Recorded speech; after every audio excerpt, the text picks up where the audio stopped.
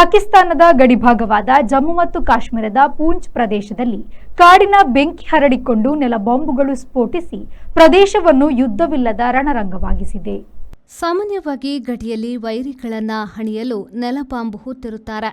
ಕಾಡಿನ ಬೆಂಕಿಯಿಂದಾಗಿ ಈ ನೆಲಬಾಂಬ್ಗಳು ಹಲವು ಸ್ಫೋಟಗೊಂಡಿವೆ. ಇವೆಲ್ಲ ಜನವಸತಿ ಇಲ್ಲದ ಇಲ್ಲವೇ ತೀರಾ ಜನರ ವಾಸ ಕಡಿಮೆ ಇರುವ ಸ್ಥಳವಾಗಿದೆ. ಹಾಗಾಗಿ ಯಾವುದೇ ಜೀವಹಾನಿಯಾಗಿಲ್ಲ ಎಂದು ಹೇಳಲಾಗಿದೆ. ಅರಣ್ಯ ಇಲಾಖೆ ಸಿಬ್ಬಂದಿ, ಸೈನಿಕರು ಮತ್ತು ಸ್ಥಳೀಯರು ಬೆಂಕಿ ನಂದಿಸಲು ಹರಸಾಹಸ ಪಡುತ್ತಿದ್ದಾರೆ. ಈ ಪ್ರಯತ್ನದಲ್ಲಿ ಅವರು ಆರಂಭಿಕ ಯಶಸ್ಸು ಕಂಡಿರುವುದಾಗಿ ತಿಳಿದು ಬಂದಿದೆ.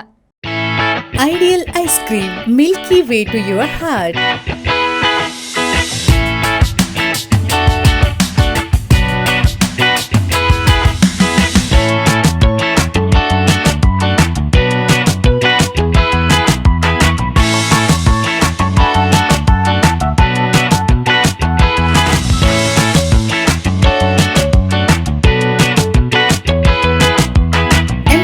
With a variety of fruits and flavored with rich crunch and chips, they treat your taste buds.